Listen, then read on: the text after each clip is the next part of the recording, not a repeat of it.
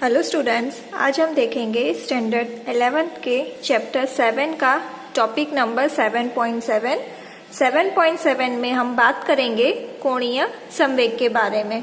तो ये आपका डेरिवेशन जो आएगा वो इम्पोर्टेंट है, तो आपको ध्यान रखना है।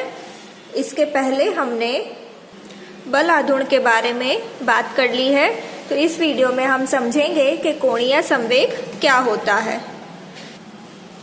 कोणीय संवेग को स्मॉल एल द्वारा दर्शाया जाता है। तो आप लोगों को इसमें जो आप नोटेशन पढ़ रहे हो सब नए हैं आपके लिए। जैसे कि बल आघूर्ण को हमने बताया था कि टाउ से दर्शाते हैं, उसी तरह कोणीय संवेग को स्मॉल एल से दर्शाते हैं। कोणीय संवेग रेखीय संवेग का ध्रुवीय समतुल्य है। जैसे कि रेखीय संवेग होता है, उसी तरह ध्रुवीय गति में क्या होता है, कोणीय संवेग। अगर रेखिक गति हो तो उसमें रेखीय संवेग आता है, और अगर ध्रुवीय गति हो तो उसमें कोणीय संवेग आता है। तो ये आप ध्यान रखना। जैसे कि हमने पहले बात करी थी कि अगर रेखीय गति हो तो उसमें बल आता है, और ध्रुवीय गति हो तो उसमें टाउ यानी कि टॉर्क आता है। उसी तरह इसमें है संवेग में। कोणीय संवेग भी एक सदिश गुणन है। कोणीय संवेग एक सदिश गुणन होता है।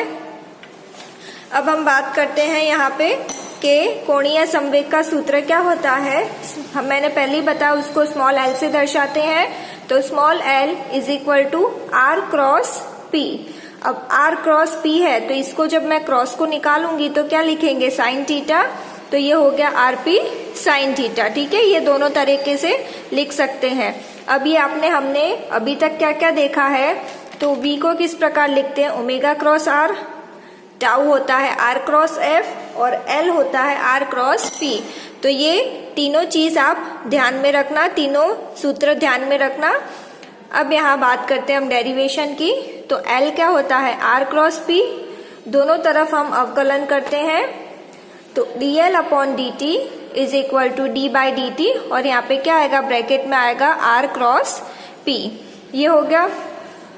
अब यहाँ पे देखो आप, यहाँ पे हम अवकलन किस प्रकार करेंगे। पहले r का अवकलन करते हैं तो p अचर रहेगा, और p का अवकलन करेंगे तो r अचर रहेगा। तो यहाँ पे सबसे पहले मैं r का अवकलन कर रही हूँ, तो dr upon D T cross p को ऐसे ही रहने दिया, प्लस अब r को ऐसे ही रहने देते हैं, r क्रॉस और p का अवकलन तो dp अपॉन dt। ये हो गया। अब यहाँ पे आपको पता होगा कि जो विस्थापन होता है, ठीक है, उसका अवकलन होता है, उसको हम बोलते हैं वेग। तो dr अपॉन dt की जगह आ गया v cross p plus r cross dp upon dt। अब यहाँ पे देखिए p का सूत्र क्या होता है, mv। ये हमें पता है, संवेग क्या होता है, mv। तो v cross mv plus r cross dp upon dt। अब यहाँ पे देखिए v क्रॉस v है, ये भी v है, ये भी v है। तो v क्रॉस v क्या होगा, 0 होगा। ठीक है, जैसे हम देखते हैं कि i cross i dot i क्या होता है, 0 होता है। उसी प्रकार v क्रॉस v, क्योंकि दोनों की समान दिशा है, दोनों एक ही दिशा में है, तो ये हो जाएगा 0 plus r cross dp upon dt। तो हमारे पास सिर्फ इतना बचा है। अब dp अपॉन dt क्या होता है, f होता है, वो हमने पहले देख लिया है। तो यहाँ पे हम लिखेंगे r क्रॉस f। तो ये हमें क्या मिला, dl upon dt is equal to r cross f। और r क्रॉस f किसका सूत्र है, यहाँ पे देखिए टाउ का, जो कि हम पढ़ चुके हैं। तो r क्रॉस f सूत्र है टाउ का। तो यहाँ पे हमें रेखीय संवेग में क्या मिला, dl upon dt is equal to tau होता है। किसी कण के कोणीय संवेग में समय के साथ होने वाले परिवर्तन की दर इस पर प्रभावी बल आघूर्ण के बराबर होती है। यहाँ पे आप देख सकते हैं, जो कोणीय संवेग है वो समय के साथ होने वाले परिवर्तन की दर और ये बल आघूर्ण के बराबर होती है। ये और ये दोनों क्या होते हैं, बराबर होते हैं। अब हम बात करते हैं निकाय के बल आघूर्ण की। कणों के निकाय का बल आघूर्ण एवं कोणीय संवेग। अब यहाँ पे देख सकते हो, यहाँ पे हमने पूरा निकाय लिया है। निकाय लिया है मतलब इसमें बहुत सारे कण होंगे। तो ये हो जाएगा L इज इक्वल टू, हर एक कण के संवेग को हम स्मॉल l से दर्शाते हैं। L1 plus L2 plus dash dash dash Ln। यहाँ कैपिटल L इसलिए लिखा है क्योंकि ये कुल संवेग है और ये हर एक कण का संवेग है। तो इसको हम किस प्रकार लिखेंगे, sigma I is equal to 1 to n और ये हो गया Li।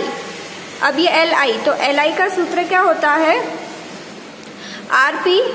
हमने देखा, ऊपर ही देखा है हमने, L का सूत्र है Rp, यहाँ पे I लिया है तो Li is equal to Ri cross Pi। तो ये Li को मैं यहाँ पे रख दूं तो ये क्या हो जाएगा, L is equal to sigma Ri cross Pi। अब हमें पता है, हमने अभी निकाला टाउ क्या होता है, tau is equal to dl upon dt। अब हमें कुल बल आघूर्ण ढूंढना है, ये कुल संवेग मिल गया निकाय का। अब हमें कुल निकाय का बल आघूर्ण ढूंढना है, तो हर एक कणों का जो बल आघूर्ण होगा उसका हम योग करेंगे, तो उसको लिखेंगे sigma tau I.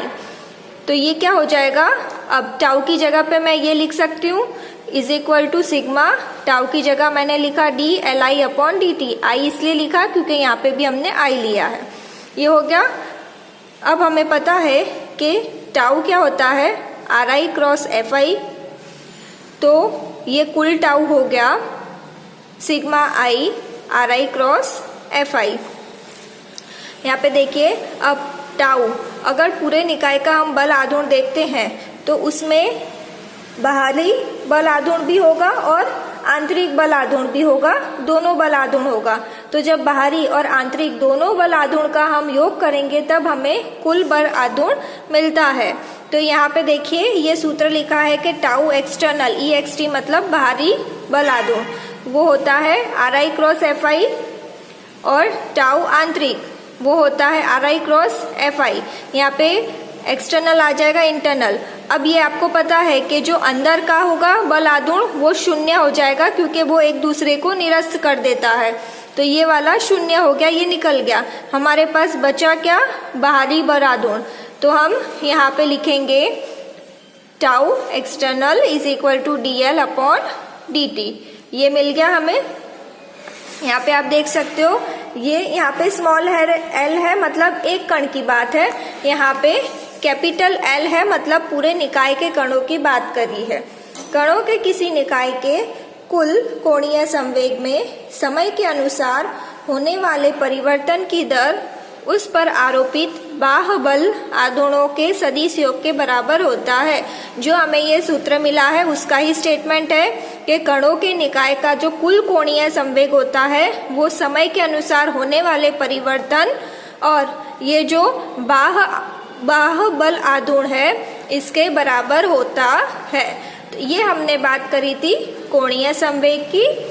I hope आपको समझ में आया होगा। अब नेक्स्ट वीडियो में हम बात करेंगे ध्रुव पिंडों का संतुलन।